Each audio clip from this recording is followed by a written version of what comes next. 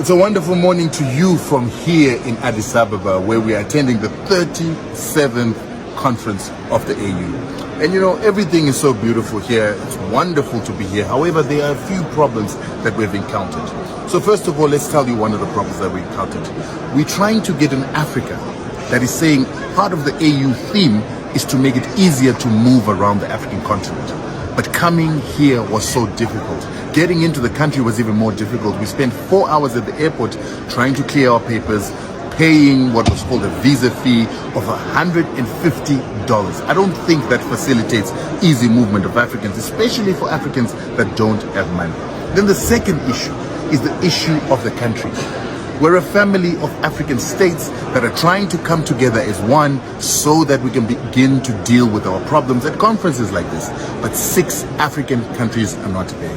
So we've got Guinea, Gabon, Niger, Mali, Sudan, and there is one more country, Burkina Faso, that are not here.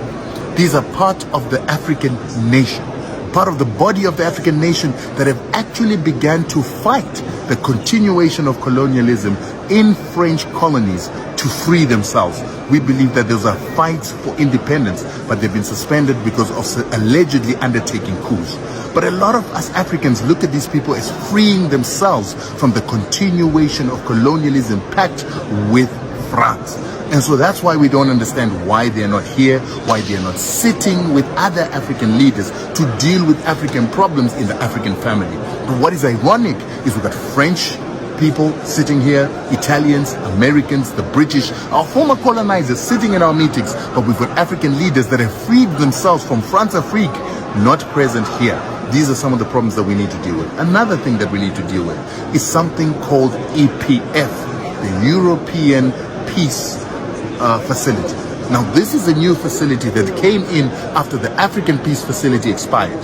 With the African Peace Facility, the Europeans would give money to African countries so that African countries would be able to train their soldiers to fight terrorism and to continue to facilitate peace in Africa. Now, European countries will be able to take money directly to individual African countries so that they can train their armies and even give them weapons. They can also give non-governmental organizations and institutions funding to get our weapons to fight on the African continent. Now, my question is, how do we know that those funds will be used to fight terrorism only, or they will not be used by, say, France, America, or any other of those countries, given to their chosen countries to fight other African countries and to cause an arms race in Africa?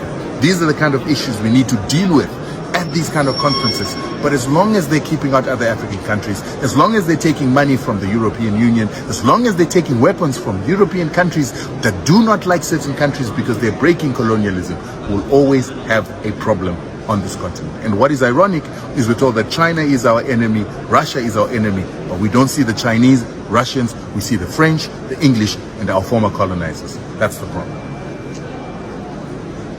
That's it.